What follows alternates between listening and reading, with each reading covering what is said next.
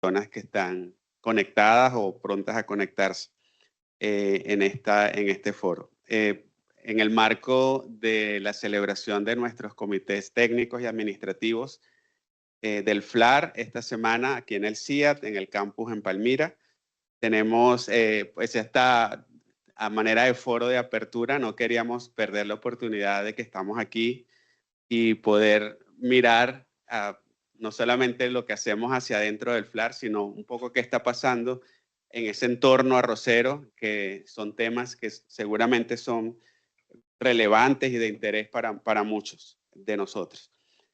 Así que hoy el foro tiene una modalidad realmente pues, es muy sencilla. Van a haber 2 presentaciones y va a haber tiempo para preguntas, así que espero que podamos tener ese espacio para la interacción al finalizar las presentaciones.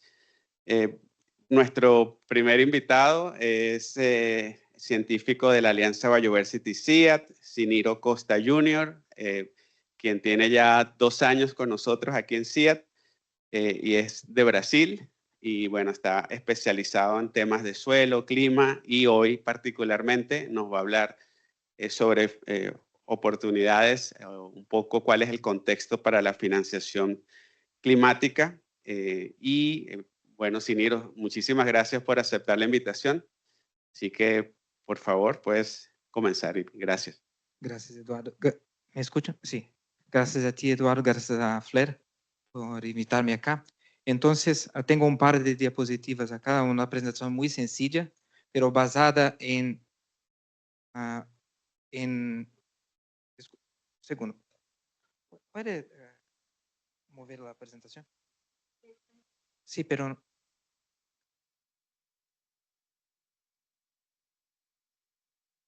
Disculpe.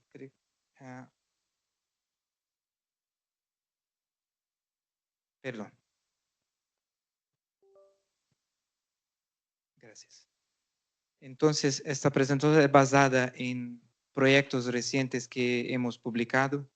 Esto acá, desde FAL, que ha sido publicado hace un par de semanas, donde hicimos una gran revisión de los mercados de carbono, la implicación de los mercados de carbono para las cadenas agropecuarias, y también 2 proyectos de carbono que estamos desarrollando acá en Colombia y en Brasil para entender cómo esto funciona y cómo esto puede ser replicado en otras cadenas, en otras regiones. Esos son proyectos con ganadería y un proyecto con agricultura de precisión en los cerrados brasileños y acá en la Orinoquía colombiana.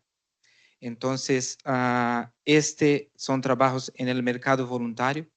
No sé si saben, pero hay 2 tipos de mercados de carbono, un de compliance y otro voluntario.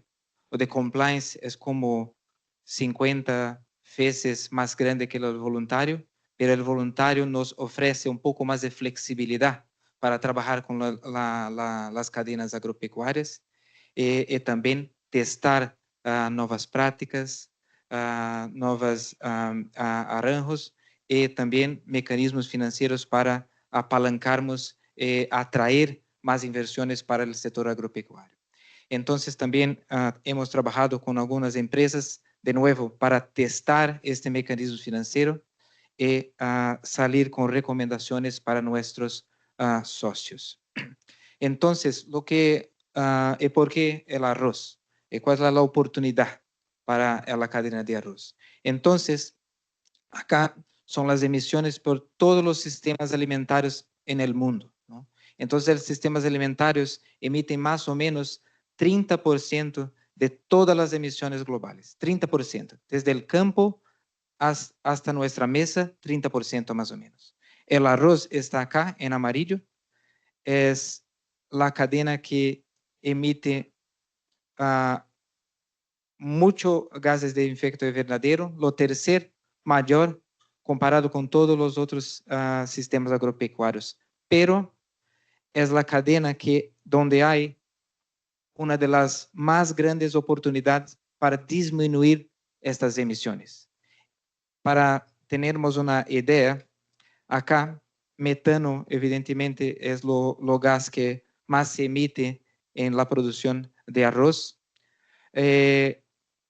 con la implementación de prácticas que se enfocan en lo aumento de eficiencia de la producción de arroz, hay un potencial de disminuir cerca de más de quase 2.000 millones de toneladas de CO2 equivalente. En Latinoamérica, esta representa aproximadamente 5% de este potencial, solamente 5%, pero es muy grande. Estamos hablando de 75 millones de toneladas de CO2 equivalente año. 1.000 millones, disculpe. Entonces, ¿cuáles son las prácticas que pueden aumentar la eficiencia de producción al paso que reduce las emisiones, ¿no? Entonces, estamos hablando de un par de prácticas. Principalmente, el manejo del agua, ¿no?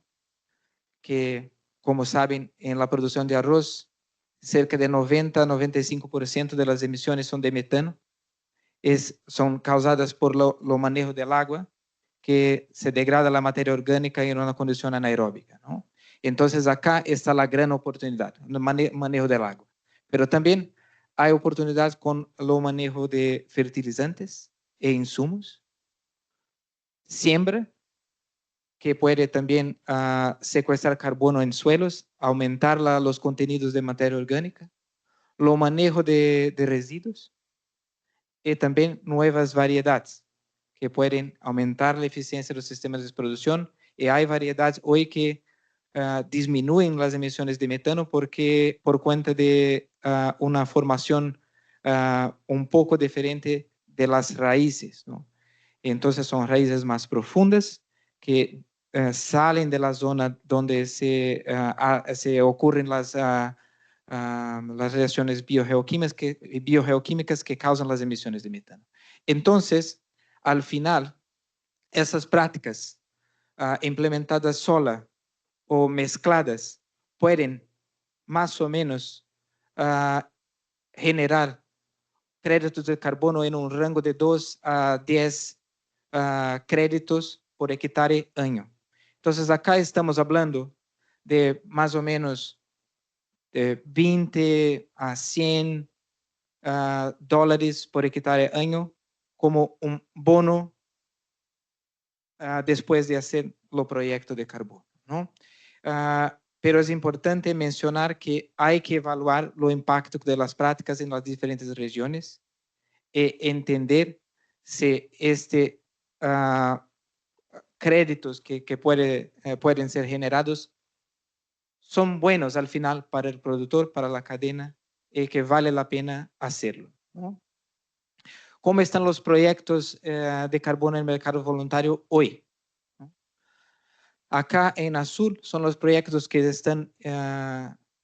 ya fueron ejecutados o están en implementación. En amarillo son los proyectos en pipeline que les van a ejecutar en los próximos años, ¿no? Entonces, la gran mayoría de los proyectos hoy son con manejo de esterquiol, con biodigestores, por ejemplo, ¿no? En azul acá.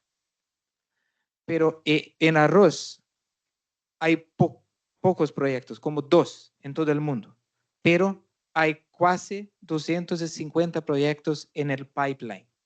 Son muchos proyectos. Entonces, en los próximos años, vamos como a ver muchos de esos proyectos siendo desarrollados alrededor del mundo. La mayoría en China, esos proyectos. Pero América Latina, de nuevo, hay potencial, hay que desarrollarlo y continúa subrepresentada no que dice respecto a los proyectos de carbono globales. Entonces, hay una oportunidad acá. ¿Y cómo se queda en la distribución de los bonos de carbono después que se hace el proyecto, ¿no?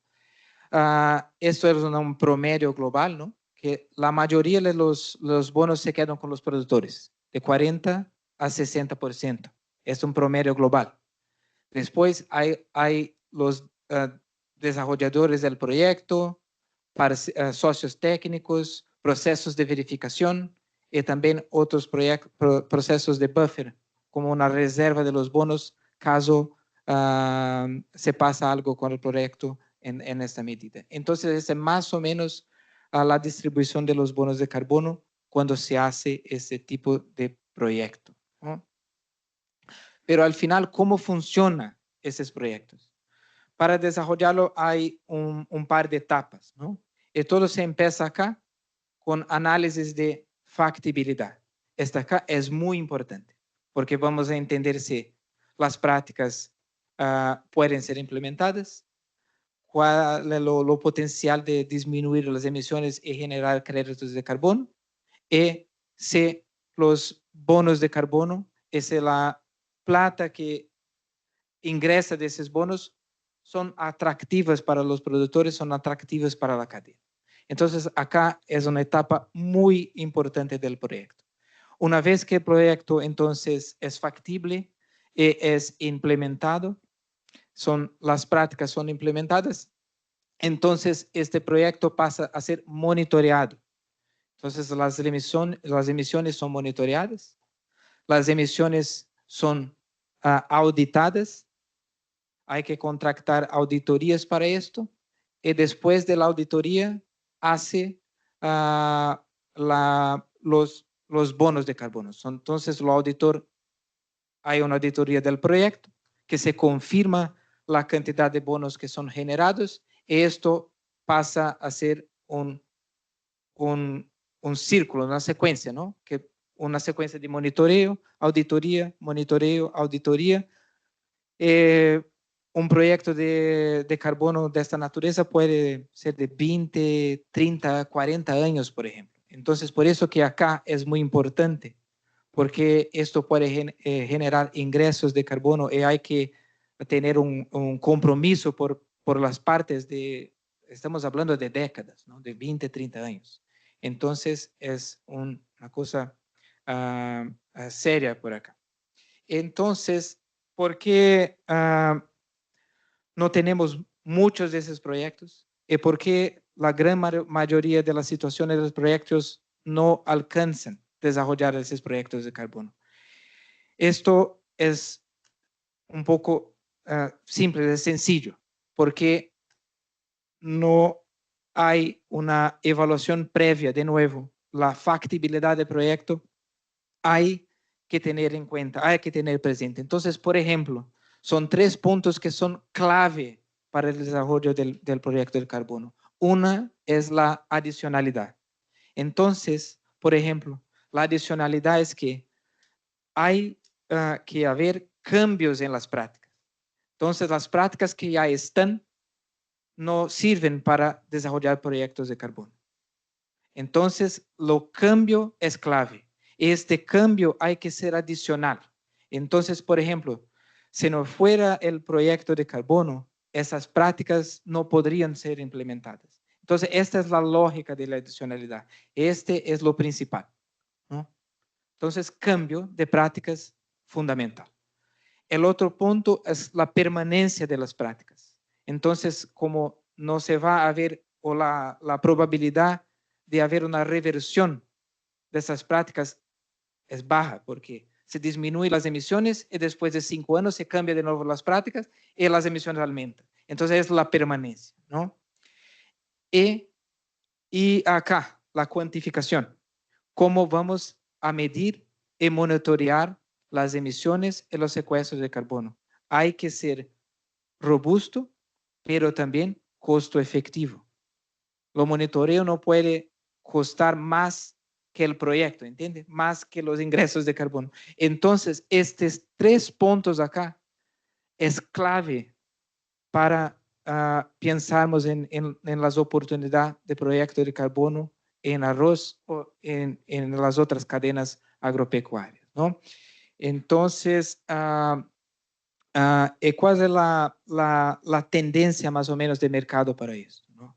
Hoy hay 2 tipos básicamente de proyectos de carbono en el mercado voluntario. Uno que se llama offsetting y el otro insetting. Offsetting es más o menos como para disminuir nuestra huella de carbono, compramos bonos de carbono de actividades por fuera de la cadena, ¿no? Entonces, tenemos acá una empresa, una industria de arroz, que sea, y compramos bonos de carbono de reforestación para que se disminuya nuestra huella. Este es lo offsetting. Pero acá, haz como en crecimiento una modalidad que se llama insetting, que es las inversiones ocurren en la propia cadena de producción. Y esto hace mucho más sentido para todos. Entonces, por ejemplo, la industria arrocera invierte en la propia cadena, en los propios productores, la cadena de suministro, para que se reduzcan las emisiones y generen esos bonos de carbono. Entonces, como todos saben, las restricciones que hemos visto con financiación, hacer offsetting es una cosa que no es atractiva, pero hacer el insetting es como se dice un gana-gana, ¿no? Un win-win, una situación de gana-gana para todos, porque esto acá hace sentido. Y creo que esto se va a crecer mucho y que acompañe el crecimiento de la producción de arroz global. Estos datos son de FAL, que hay unas proyecciones para 2050, donde se ve acá que en Latam, de acuerdo con la FAL, en 2050 la producción es proyectada para aumentar en 10 millones de toneladas, ¿no? En África 45, en Asia 30 millones hasta 2050. Entonces, si las empresas continúan o aumentan sus compromisos climáticos de disminuir emisión, creo que acá hay una oportunidad muy interesante para la cadena de arroz, ¿no? Mi última diapositiva, que creo que como FLER podría aportar y ayudar a todos a desarrollar este tipo de proyecto, ¿no? Entonces, creo que este grupo puede identificar prácticas que son factibles de implementación con alto potencial de mitigación para las distintas regiones. Entonces, esto es muy importante. La otra es los estudios de viabilidad. Acá es clave, ¿no? Para que podamos entender lo que es viable y cómo hacemos esto viable. Establecer esas alianzas, porque un proyecto más grande es más fuerte, más robusto, es más atractivo. Implementar pilotos, claro, evidentemente, para testar nuevas prácticas, cuánto mitiga, cuánto se produce, cuánto eso beneficia a la cadena. Y también diseñar sistemas de monitoreo que son robustos y costo efectivos para que todo esto acá hace sentido. Entonces, era esto que tenía para hoy. Muchas gracias y quedo acá a disposición.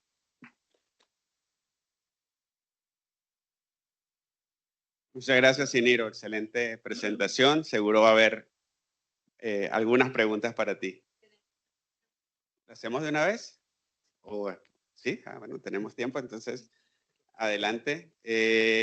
Las personas que están conectadas también pueden escribir en el chat si tienen alguna pregunta. Y aquí en sala tenemos a Carla Cordero. Por favor, usa el micrófono, Carla.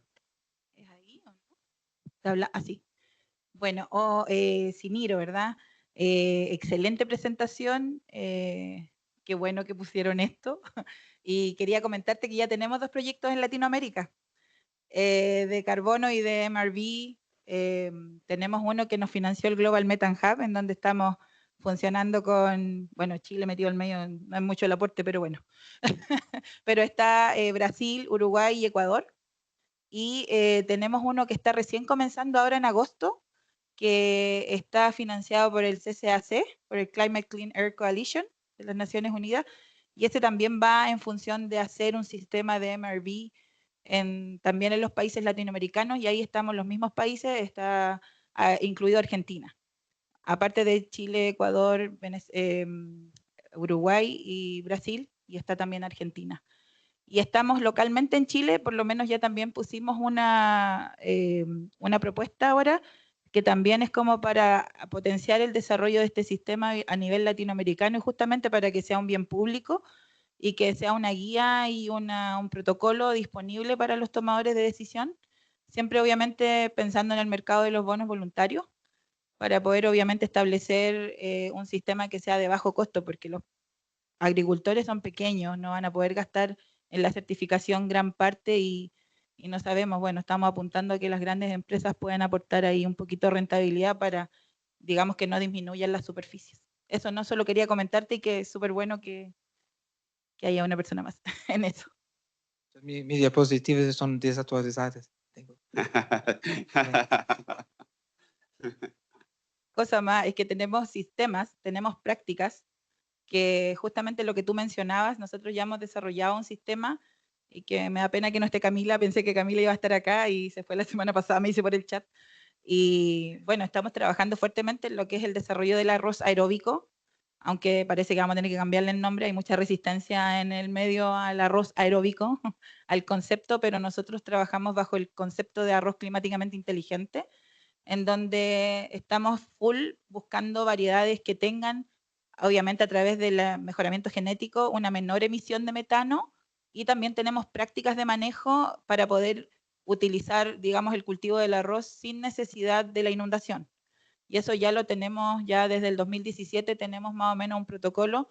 En Chile por lo menos ya tenemos, esta temporada vamos a tener un buen sector de productores trigueros que se va a transformar en arrocero, utilizando el cultivo del arroz como un maíz. Con riegos hay que hacer cambios de prácticas de manejo agronómico, pero ya ha resultado y eso obviamente trae prácticamente cero emisión de metano. Gracias. Gracias, Carla, por los comentarios. ¿Alguien más, Patricia? Y Luciano luego. Sí, creo que hizo como realmente uno cuando empieza con estos proyectos de... Sí, ahí está, ok. Ok, nos escucha. Sí, cuando empezamos nosotros también a buscar esa posibilidad para nuestros agricultores colombianos, realmente esos tres pasos, o sea, para hacerlo una realidad en los agricultores con nuestras tecnologías que estamos difundiendo en AMTEC, ¿verdad?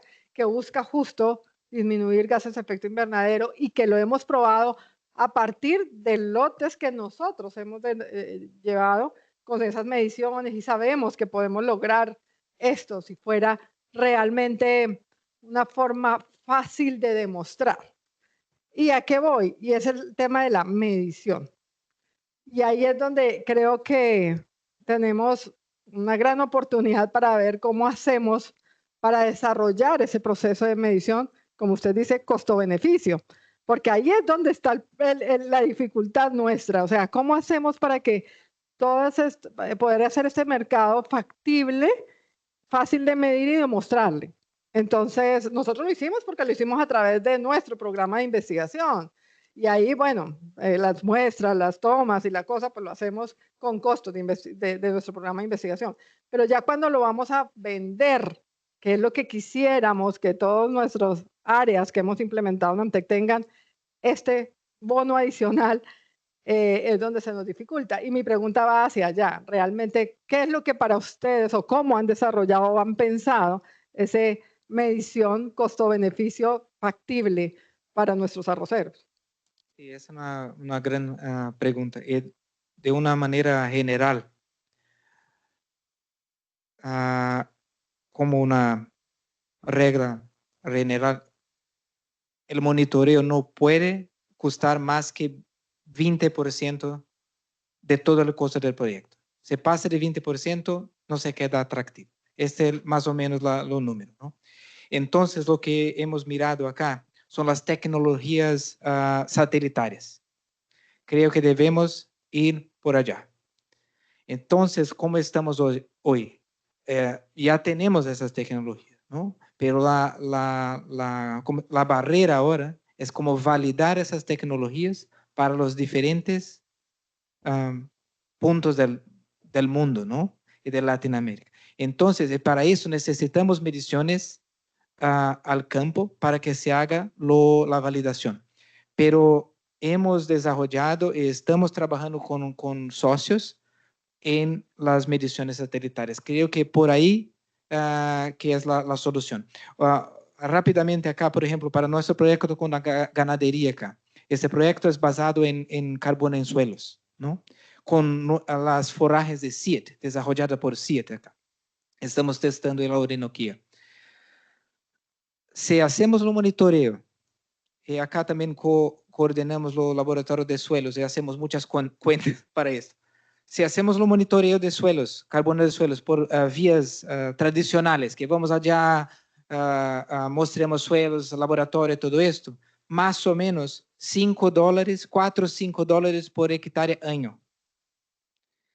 Con satelitário, eso se queda para menos de $1. Entonces, hay que rumbar para ahí, para los satelitarios. Sí, algo de publicidad. Tenemos un proyecto en desarrollo con Fontagro, coordinado por el INEA Uruguay, el doctor Álvaro Roel, un consultor FLAR, estudiante de doctorado en Nueva Zelanda, Cristian Delgado, justamente validando este tema de los sensores en tierra con satélites de metano, de monitoreo de metano, validando los modelos para poder hacer mediciones a escala geográfica en arroz. Su tesis lo hizo en ganadería, pero el proyecto es con arroz, entonces esperamos, ya va a salir una publicación muy pronta, está bastante ya avanzada y esperamos, yo creo que para el año que viene, tenerlo. Están las mediciones en Perú, comienzan en Uruguay con el proyecto y el año que viene van a Panamá, son 3 países. Así que el otro aspecto que se puede desarrollar es como tener sitios de referencia, ¿no? Entonces, hay sitios donde hacemos todas las mediciones, validamos la reducción de emisión, y para sitios similares a este, utilizamos los mismos datos, ¿entiende? Entonces, hay alternativas, pero hay que tener presente que es un punto que hay que tener en cuenta, que puede dañar todo el proyecto. Sí, bueno, se nos acabó el tiempo, Luciano. Discúlpame, pero estamos con transmisión en línea y tenemos que... ¿No es? ¿En serio? Yo pensé que a las 9:05. Adelante, Luciano.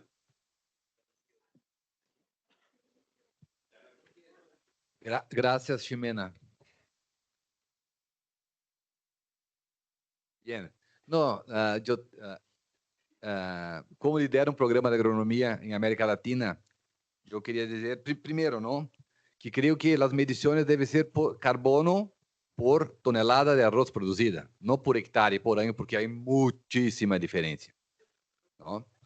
Nosotros estamos, dentro de los programas acelerados de agronomía, estamos con un componente de generar indicadores ambientales, y uno de ellos es medir carbono, ¿no? Este proyecto con Camille, que es muy bonito, y yo voy a presentar algo ya viernes, creo, por la mañana. Pero creo que nosotros no podemos perder el enfoque, ¿no? Y FLARA es Fundo Latinoamericano de Arroz de Riego y va a seguir siendo de riego, ¿no? Pero podemos hacer muchísimas cosas en manejo agronómico para disminuir la cantidad de carbono, ¿no? Sobre todo entrando con sistemas de zero, mínima labranza, sistemas de rotación de cultivo, es decir, hacer una mejor agronomía. Yo no creo que vamos a tener variedades que puedan mitigar de forma importante la cuestión de carbono, y mucho menos suprimir agua, ¿no? Que agua es lo mejor insumo que tenemos en arroz, ¿no? Además, todas las áreas de arroz, de riego, producimos en áreas que fueron sistemas inundados en los tiempos pasados. Entonces, creo que con mejora eficiente del manejo, y ya tenemos datos que muestran que podemos disminuir 30, 40% de emisión de metano con mejor agronomía. Gracias.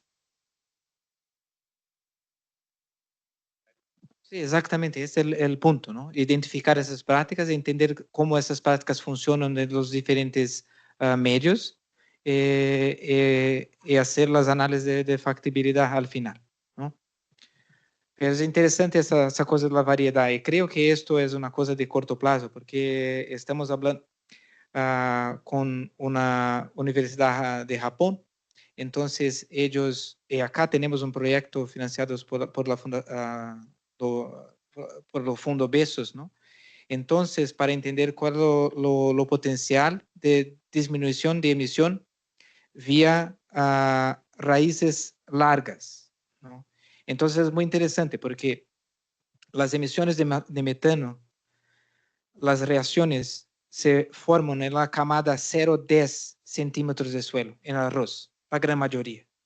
Entonces,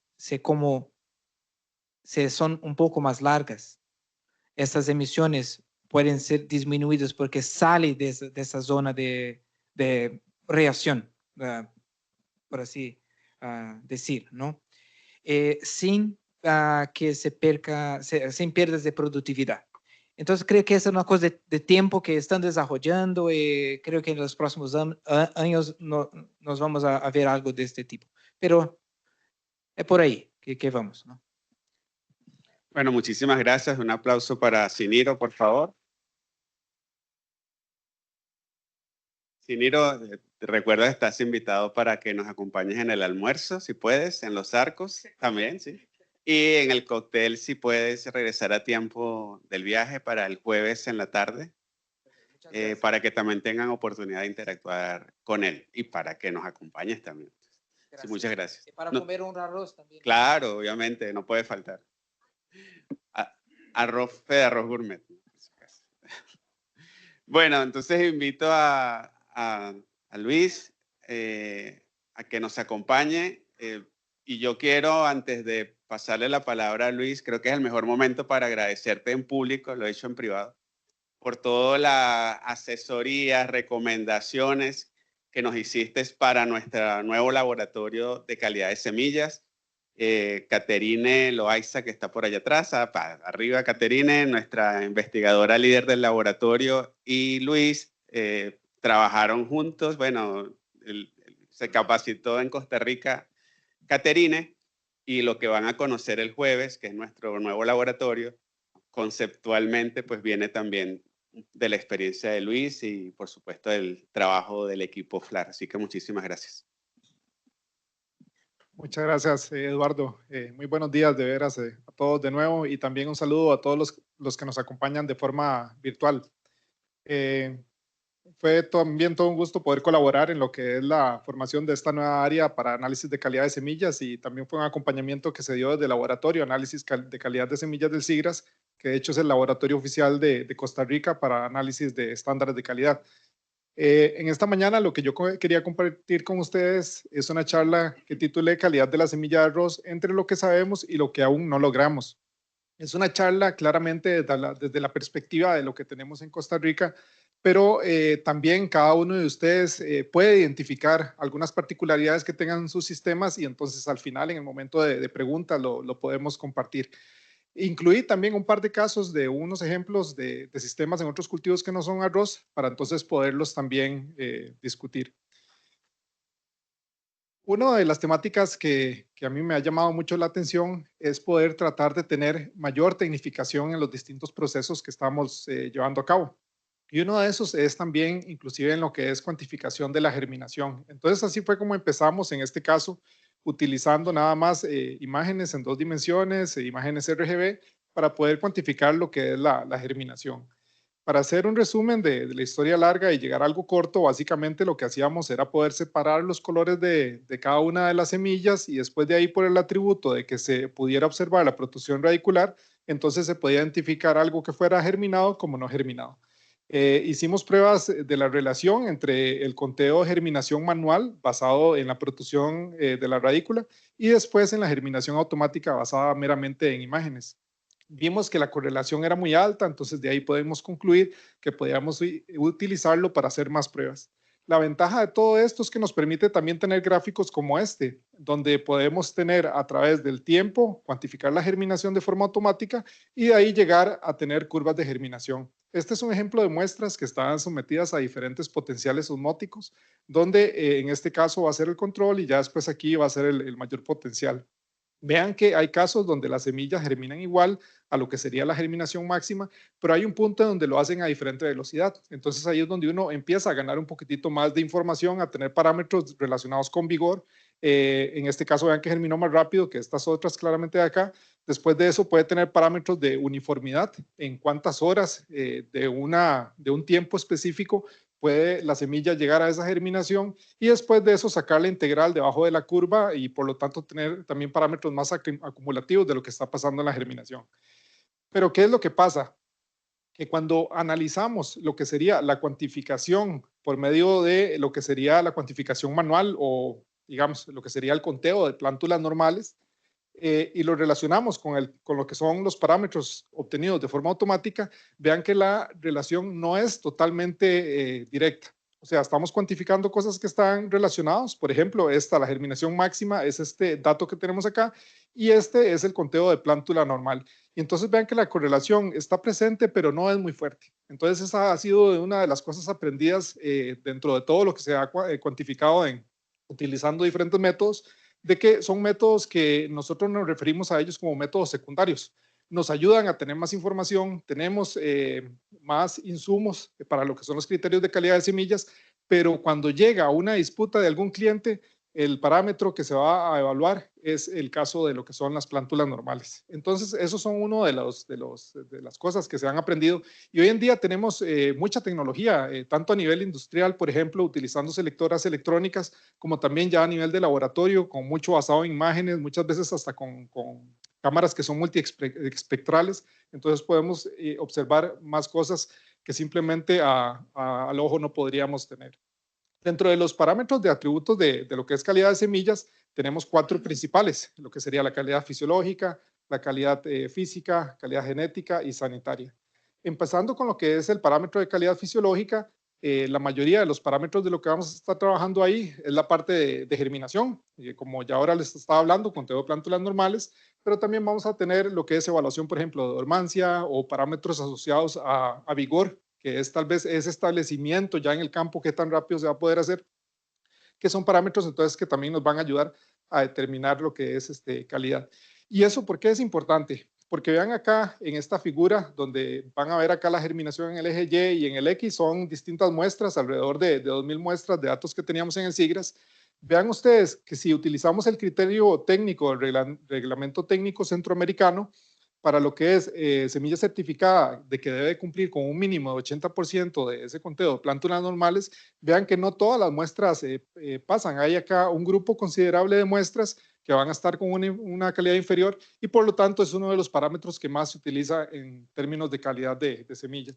Y ustedes saben que es meramente por el establecimiento inicial de las plantas, y que por lo tanto es un parámetro muy relevante de cuantificar. Muchas de las disputas vienen cuando llegamos a una imagen como esta, donde tenemos los escenarios donde las personas dicen, pero es que la semilla me germinó, yo vi que me germinó, ahí salió la raíz, yo lo vi. Sí, pero claramente, si ustedes ven, en este caso es lo que se le denomina como una plántula normal, que es una planta que desarrolla la parte aérea y también la parte radical en una proporción que es distinta en esta otra de la figura de la derecha, donde pueden ver que el sistema de radicular es más deficiente, también tiene algunas coloraciones, posiblemente algunos problemas adicionales que tenga la semilla, y por lo tanto, entonces mucho de eso hace una disputa, digamos, de decir qué fue germinado o qué no. De ahí es que algo que podría ser relativamente simple de considerar, como es el conteo de plántulas normales, se vuelve algo complejo, porque mucho de lo que pueden tener estos ensayos de calidad de semillas de arroz es seguir normas internacionales, de las cuales hay varias y son normas muy buenas, que dictan cuáles serían los procesos para nosotros poder llegar a cuantificar y emitir un dato relacionado con este caso de lo que sería calidad de semillas. Y es que vean que los pasos son muchos. Inicia desde que se recibe la muestra, y vean que hay diferentes procesos en la recepción. Después viene la preparación de las muestras del ensayo. Después viene el montaje del ensayo de germinación, la evaluación del ensayo de germinación y la emisión del informe, y al final entonces llegamos a enviarle el informe al cliente. Y eso es el proceso solo de llegar a recibir la muestra hasta enviar el informe. ¿Qué pasa? Muchas veces que también podemos tener lo que es un reclamo. alguien que diga, hey, por favor, no, este resultado no concuerda con lo que nosotros estamos teniendo, tal vez muchos de ustedes son familiares también con ese proceso, entonces tenemos que solventar ese tipo de reclamos. Para esto, nosotros hemos trabajado con un sistema de gestión de calidad, y al menos el SIGRAS está acreditado con ISO 17025, que lo que hace es acreditar para la competencia técnica que tiene el laboratorio. Y esto abarca una serie de temáticas, por ejemplo, el control metrológico de equipos, gestión por competencias de personal, estimación de incertidumbres, aseguramiento de la calidad de los resultados, validación de métodos, mejora continua, gestión de riesgos, atención a clientes, auditorías. De hecho, la próxima semana tenemos la auditoría anual, evaluaciones por parte del ente acreditador y revisiones por la alta dirección. Entonces vean que es algo que, como les decía, se vuelve simple, pero es realmente muy complejo al momento de ya emitir un resultado.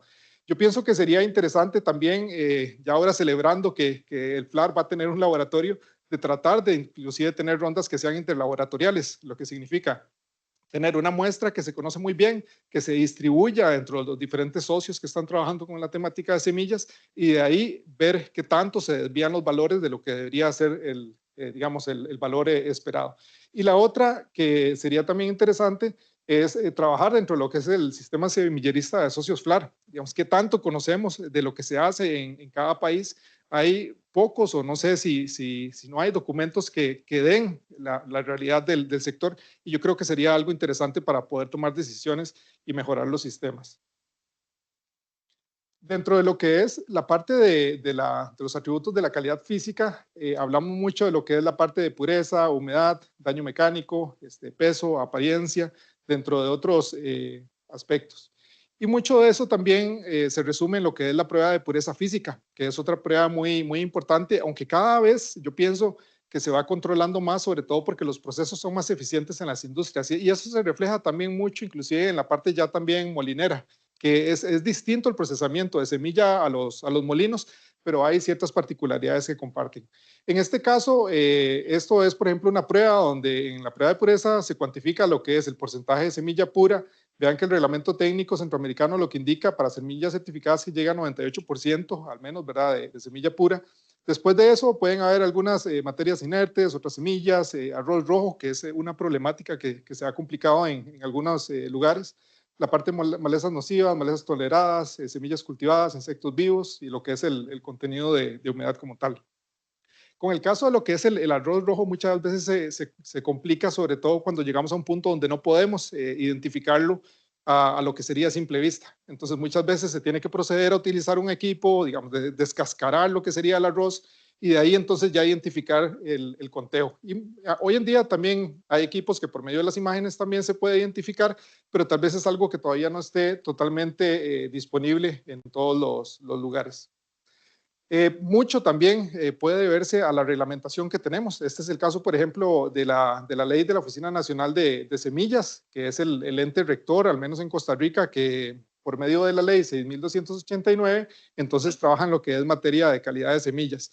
Pero vean que esta ley es de 1978, ya es una ley que ya tiene sus años, y yo creo que en la región eso nos está pasando, que hay muchas leyes de semillas que tuvieron un impulso, pero después de ahí no se han actualizado. En lo que es el caso de lo que es la parte industrial, en Costa Rica estamos trabajando con la actualización de reglamentos técnicos para la parte molinera y también para la parte de lo que sería el arroz en granza. Y después vean que también, ¿verdad? El caso del reglamento técnico centroamericano puede tener algunos insumos que tal vez se puedan valorar para poder actualizarlos y de esa forma dar ojalá un empuje a buscar mayor calidad en la semilla. Otro de los componentes es la parte sanitaria, y es básicamente que la semilla esté libre de patógenos, de insectos. Es uno de los puntos que se puede mejorar por medio de distintas técnicas, también acompañamiento de mayores técnicas moleculares. Uno de los temas que a mí me llama mucho de la atención y que se puede visualizar a futuro es la interacción de la semilla con otros microorganismos. Y en el caso del SIGRAS, por eso les decía que les iba a hablar de otros sistemas, tenemos un investigador, Andrés Hernández, que él está trabajando con un proyecto que se llama Con Micromaíz, que es entregar consorcios de microorganismos a través de las semillas de maíz. Entonces, la hipótesis que él está manejando es que tienen aislamiento de microorganismos nativos. Después, se hacen pruebas de inoculación de estos consorcios. Básicamente se inoculan en las plantas de maíz cuando están en la etapa de floración, y después evalúan qué tanto esto se transmite a la planta, o sea, a la planta madre, a la semilla, y qué tanto eso influye entonces en el establecimiento inicial de las plántulas. Es una forma distinta también de tratar de disminuir cargas químicas en algunos sistemas y también favorecer lo que es un manejo más integral de insumos que tal vez tenemos en nuestras propias fincas y que pueden ser beneficiosos. Cuando hablamos de la parte genética, estamos hablando de lo que es pureza varietal, de lo que es la parte de resistencia y algunos otros insumos que se puedan incorporar también en la semilla. Algunos de estos temas que pueden seguirse investigando es relacionado con la parte de pureza genética en ensayos de semilla a semilla o grano a grano. Es algo que se puede tratar de realizar, sobre todo con las técnicas de extracción de ADN, ahora que son más eficientes, y con los métodos también de detección. También en esta misma dirección se puede utilizar lo que es el uso de secuenciación en calidad de semillas. La problemática de arroz rojo es una problemática que ya lleva muchos años y hay materiales que pueden tener algunos genes importantes para lo que es resistencia, pero también de las lecciones aprendidas del pasado es que muchas veces no es que solo tenga el gen de resistencia, sino que tiene que tener un componente más para que esa planta que ya tiene ese gen de resistencia no se vaya a pasar a otras plantas o inclusive a plantas nativas que se puedan cruzar con lo que es el arroz y que entonces hagan un nuevo problema en los sistemas. Lo que es editaje genético es una posible solución de lo que se puede utilizar para tratar de ser más específico en este tipo de tecnologías, pero definitivamente es uno de los puntos que tiene que seguirse avanzando y sobre todo porque en lo que son los sistemas arroceros, al menos de Costa Rica, también en Latinoamérica, se tiende a tener mucho la práctica de que lo que es una zona para cultivo de arroz es la zona del cultivo del arroz. O sea, no hay mayor rotación con otros cultivos y eso incrementa los problemas con este tipo de malezas. Ahora, dentro de lo que son los atributos, a mí me gustaría también hablar de lo que le da el valor a las semillas. O sea, tenemos atributos que claramente ya los conocemos muy bien, que es todos estos que hemos venido hablando, pero hay otros que le dan valor. Y, por ejemplo, le dan valor en rendimiento y muchas veces rendimiento no es solo producir más, sino que también puede ser un mayor rendimiento, inclusive a nivel de molino, que esa es una parte importante y compleja también del arroz. Porque las plantas del arroz, la semilla tiene que ser de calidad, las plantas tienen que crecer bien, tienen que producir bien, pero también tienen que rendir bien en el molino y después le tienen que gustar a las personas. Entonces es un sistema realmente muy complejo, sobre todo también para todo lo que es el mejoramiento genético. Es muchos pasos que tienen que cumplir para llegar a dar un producto de alta calidad. Está la parte también nutricional, está la parte comercial, está la parte también inclusive cultural de lo que es el cultivo del arroz, que nosotros sabemos que para nuestra región es definitivamente un cultivo muy importante.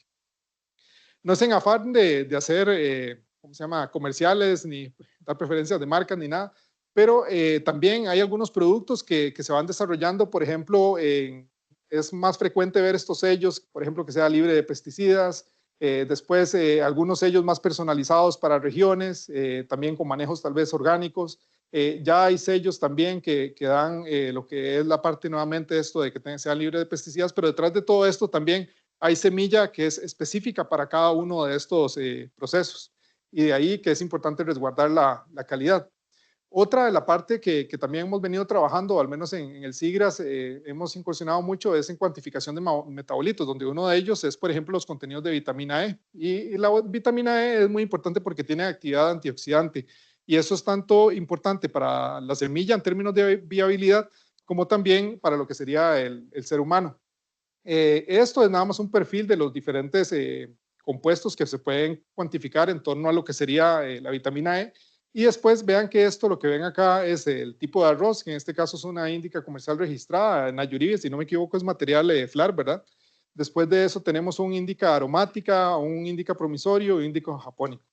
Aquí está el nombre de los genotipos y después está el alfa tocoferol, gamma tocotrienol y después el total de vitamina E. Y vean que qué interesante que en el material de Nayuribe fue uno de los materiales dentro de todo el panel, se evaluaron muchos, esto es solo una síntesis de 4 para presentarles a ustedes, pero de los muchos que se evaluaron es un material que tiene un contenido más alto de lo que es vitamina E. Todos los materiales se han propagado de la misma forma y todo, entonces que es posible que sea también algo genético que lo pueda tener, pero entonces le daría un valor agregado en términos de tener un compuesto adicional que a la gente le puede entonces también interesar, y sino que también se puede retribuir en lo que es la parte de calidad de la semilla durante el almacenamiento.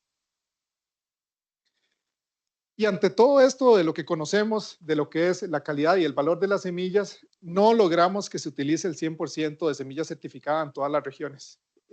Cuando hay problemas en costos, lo primero que los productores tienden a hacer, y es una tendencia que pasa en muchos lugares, es recortar el costo en lo que es el uso de semilla certificada, lamentablemente. La semilla certificada todos conocemos, pero repasémoslo una vez, nos puede ayudar en lo que es incrementos en rendimiento y meramente por porcentaje de germinación y vigor comparado a la propia semilla que pueda utilizar una finca. También puede ayudar a lo que es estandarización de cosechas, una sincronización, porque va a haber una mayor pureza en los materiales. Puede haber una reducción en insumos, por ejemplo, herbicidas, fungicidas, resiembras, sobre todo al tener una mayor uniformidad, un mayor vigor en los cultivos. Y por otro lado, también dentro de los riesgos de utilizar semilla de baja calidad es que vamos a tener heterogeneidad, enfermedades, y también eso se va a traducir en una pérdida económica. No he visto muchos estudios que estén relacionados con lo que es el tema de arroz, pero en el caso de la facultad tenemos un grupo que acá tengo los autores, pero al menos el contacto es por medio de Víctor Rodríguez, que él es el director de hecho del Centro de Investigaciones en lo que es Economía Agrícola allá en la Facultad de Ciencias Agroalimentarias de la Universidad de Costa Rica, y ellos han venido trabajando en frijol con grupos de productores, y sobre todo para solventar o más bien dar datos en este tipo de iniciativas. Entonces, lo que ellos están haciendo en su diseño experimental es que utilizan diferencias entre lo que sería la semilla propia, que el productor utiliza como su propia semilla, y después semilla certificada, que se le da la misma semilla certificada a los diferentes productores, y de ahí entonces ellos evalúan lo que es la productividad en quintales por hectárea, la ganancia en dólares por hectárea, y después una diferencia en porcentaje. Y ellos estratificaron la calidad del manejo, porque eso es algo que también pasa en los sistemas de nosotros y también puede pasar en los sistemas de arroz, que hay sistemas que pueden tener muy pocos insumos, a como pueden haber sistemas que están top, o sea, que tienen acceso a las mayores tecnologías y la mayor cantidad de recursos, y entonces van a tener también mayores potenciales en términos de producción.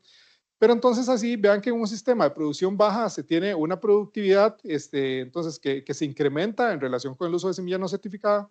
Después, eso se traduce en una mayor ganancia, y después una diferencia en el porcentaje de alrededor de 20%. Vean que si vamos con lo que es una calidad de manejo media, entonces tenemos un incremento mayor. Y en este caso, vean que el incremento va de 5.4, $385 y 37%, ¿verdad? Alrededor. Y cuando vamos a un sistema alto, vean que el incremento es todavía muchísimo mayor en términos de productividad. En términos del ingreso es muchísimo más considerable, y después en términos del porcentaje.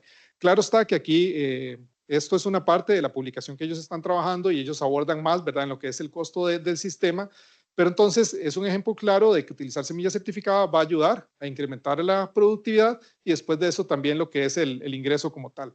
Aquí lo único que también hace un poquitito de la parte de reflexión es en términos de los procesos de mejora genética que estamos desarrollando, si son orientados para lo que sería baja, media o alta productividad. ¿Y eso por qué lo digo? Porque tal vez para muchos productores vayan ellos a pensar y decir, es que la ganancia que estoy teniendo todavía no me está pagando todos los insumos, y eso entonces también se puede ver mucho al programa que se está desarrollando como tal, de que no está orientado básicamente para ese estrato. Entonces, eso es algo que también tenemos que considerar al momento de desarrollar nuestros diferentes ejercicios.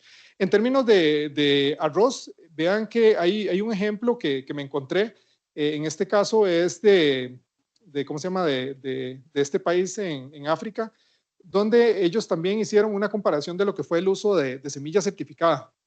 Pero dentro de lo que ellos encontraron es que las dificultades que tuvieron los productores de arroz para adquirir la semilla certificada fue la disponibilidad limitada de semilla, el alto costo de la semilla y bajo acceso a crédito.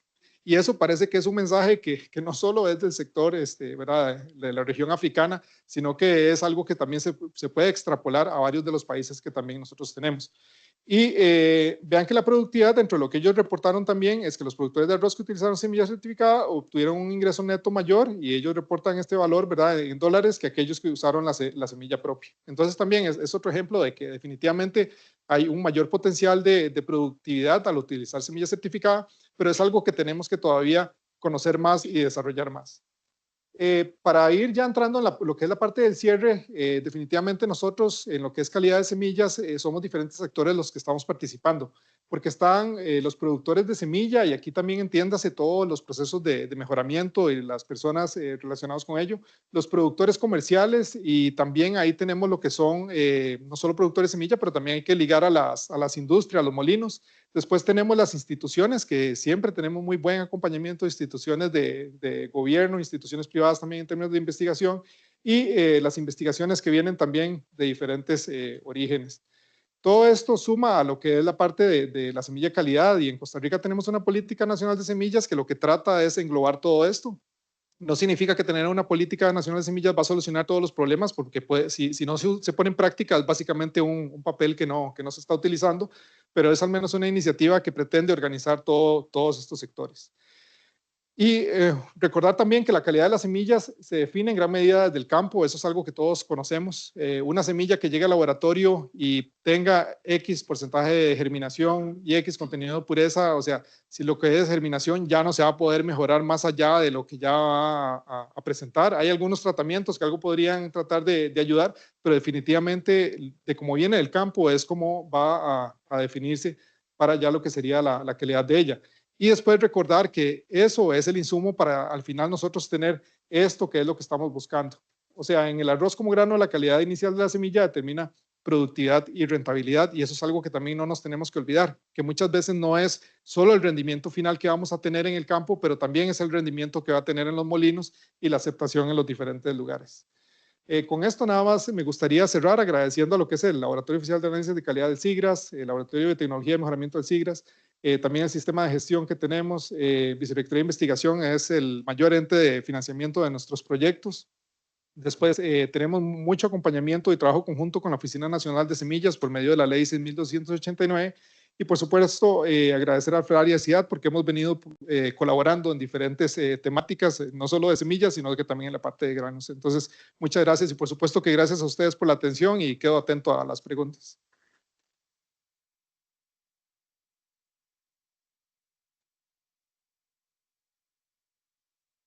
Bueno, gracias Luis, excelente presentación.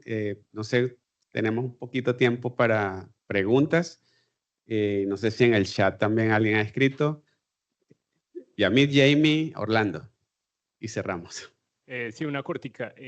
Para la determinación de vitamina E, ¿se hizo en arroz integral o pulido? Se hizo en arroz pulido. Jamie. Muchas gracias, Luis, por tu presentación. Una preguntita con respecto a tratamientos de la semilla que han encontrado, qué investigación hace, porque puede ser que mucha de esta calidad de la semilla se pueda perder con los tratamientos que apliquemos a la semilla o a tratamientos químicos. Sí, mucho de lo que nosotros nos hemos enfocado, al menos en el SIGRAS, y hemos estado desarrollando un proyecto, es enfocado en la parte de lo que es manejo de humedad, sobre todo, digamos, el país, bueno, acá también será una región tropical, la humedad es una parte muy importante.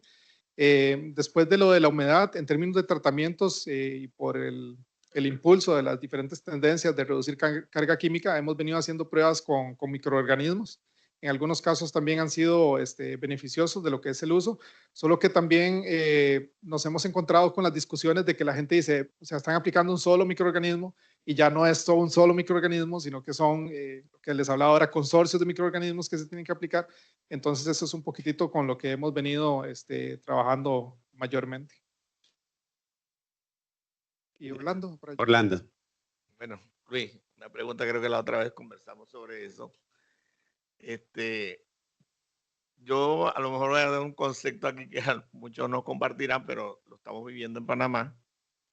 Es cuando tú le recomiendas a un productor el uso de semillas certificadas. La calidad de la semilla, sobre todo la calidad genética, está garantizada a través del método de multiplicación que se haga, ¿verdad? Nosotros estamos viendo que en Panamá una variedad, o nosotros sacamos una variedad y en 3 años está quebrada. No por degeneración de material, porque eso no existe, sino por mezcla varietal.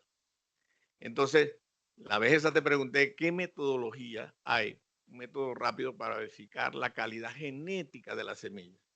Ahí es donde está el éxito de eso. Bueno, puedes garantizar las otras componentes de la calidad de la semilla, pero si no tienes calidad genética, estás muerto. Incluso yo la otra vez le dije a Eduardo, háblalo, vamos a usar semillas certificadas de calidad, pero si no tienes calidad genética, estás muerto. Y otra cuestión, el uso de semillas allá en Panamá, es la distorsión en los precios. Bueno, yo creo que eso ustedes lo tienen en el diagnóstico que hicieron. Pero nosotros vemos que la semilla registrada cuesta $65 el quintal, mientras la certificada vale alrededor de $100. Entonces, el productor dice que voy a comprar una semilla cara y nadie me garantiza la calidad de la semilla. Pero cuando ellos hablan de calidad, se refieren a la calidad genética. Yo puedo manejar, y tú ves que pusiste ahí métodos rápidos y que se han tecnificado más para verificar los otros componentes de la calidad, pero la calidad genética sigue en el aire. Y creo que si no hacemos algo, vamos a tener problemas, sobre todo en Panamá. 3 años está durando un material después que tú lo lanzas, cuando normalmente un material que tú lo lanzas debería durar entre 6 y 8 años, 3 años allá, para que el material no sirva. Muchas gracias, Orlando, y todo un gusto compartir de nuevo en otra reunión. Es un tema realmente complejo porque hay distintas formas de abordarlo. Una es que el sistema de calidad de semilla certificada debería ser suficiente para que también haya un seguimiento desde el campo de lo que está ocurriendo con los materiales y que entonces haya una adecuada testificación, verificación, trazabilidad, ¿verdad? De lo que sería la producción de esa semilla en específico. Hay sistemas, digamos, muy positivos. El caso, por ejemplo, del sistema uruguayo, yo creo que es un muy buen ejemplo, donde inclusive son los entes productores los que ya mantienen, ¿verdad?, su propia tipo de certificación, si no me corrigen los compañeros uruguayos, para ellos producir, y lo que se les hacen son seguimientos nada más de que están haciendo los protocolos de forma adecuada. Pero entonces, desde ahí tiene que verificarse. Lo otro que nosotros hemos estado discutiendo en el SIGRAS es métodos, por ejemplo, basados en lo que es la parte de análisis pruebas moleculares. Hay ya marcadores que se pueden utilizar, inclusive hay publicaciones donde ellos trabajan haciendo extracciones de grupos de semillas e inclusive granos. Y después lo otro, que eso se puede hacer también análisis de semilla a semilla o grano a grano, de forma tal de que se pueda verificar cuál es la pureza que se tiene. Otra posible metodología sería utilizar inclusive secuenciación y basado en la estabilidad de los materiales, como la mayoría de los materiales son líneas puras, si no sería híbridos, pero todavía yo creo que es lo que menos se está utilizando, al menos en nuestra región. Sería una forma muchísimo más rápida de poder tener conocimiento de eso. Lo único es que se necesitaría también un ente, tal vez, pero eso es algo que por medio también de los socios FLAR se puede tratar de simplificar, algún ente que pueda dar un servicio de análisis rápido, que si cada país lo tiene, genial, pero si hay algún ente que pueda dar entonces ese servicio, yo creo que también se tiene que considerar, sobre todo para que las cosas sean más expeditas, porque yo sí creo que también a los productores ellos les surge y es siempre una ansiedad que uno ve presente de tener nuevos materiales, nuevas cosas que ellos puedan probar. Y si, como vos decís, si ya hay un buen material, pero tiene 3 años en un proceso que no ha finiquitado su inscripción, es algo que tiene que ver la forma de que se pueda acelerar. Bueno, muchísimas gracias. Estamos ya en tiempo. Ahí Luis nos va a acompañar hasta jueves al mediodía, creo. No nos va a poder acompañar en la apertura del laboratorio, sí, a cortar la cinta, pero bueno, te agradecemos a las personas que se conectaron también en línea. Un aplauso para nuestros 2 foristas. Y bueno, hasta la próxima ocasión, y mientras tanto, los que estamos acá están invitados para que tomemos una foto de grupo.